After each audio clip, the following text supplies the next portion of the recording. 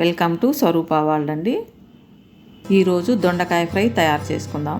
దొండకాయలు త్వరగా వేగుతాయండి. ఈ ఫ్రై తక్కువ టైంలోనే చాలా ఈజీగా తయారు చేసుకోవచ్చు. దొండకాయ ఫ్రైకి కావలసిన పదార్థాలు రెడీ చేసుకుందాం. 1/2 కిలో దొండకాయలు శుభ్రంగా కడిగి ఇలా సన్నగా తరిగి పెట్టుకోవాలి. తరువాత 2 స్పూన్ల పల్లీలు కొంచెం వేపాలి.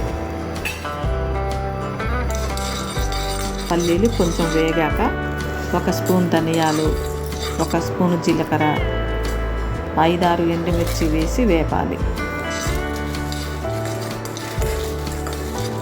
ఇలా వేగాక మిక్సీలో వేసుకుందాం. కొన్ని ఎల్లిపాయలు కూడా వేసి పొడిగా తయారు చేసుకోవాలి. ఈ పొడి వేస్తే దొండకాయ ఫ్రై చాలా రుచిగా ఉంటుందండి. తరువాత నూనె వేడయ్యాక దొండకాయ ముక్కలు వేసి కొంచెం వేగనివ్వాలి.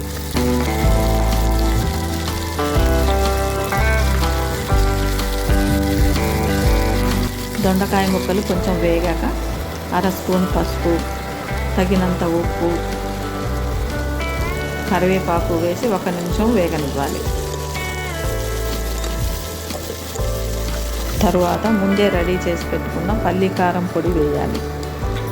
పల్లీ కారం దొండకాయ ముక్కలకు బాగా పట్టేలా కలపాలి.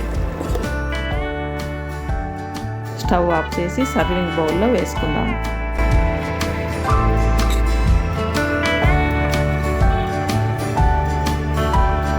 దొండకాయ ఫ్రై రెడీ.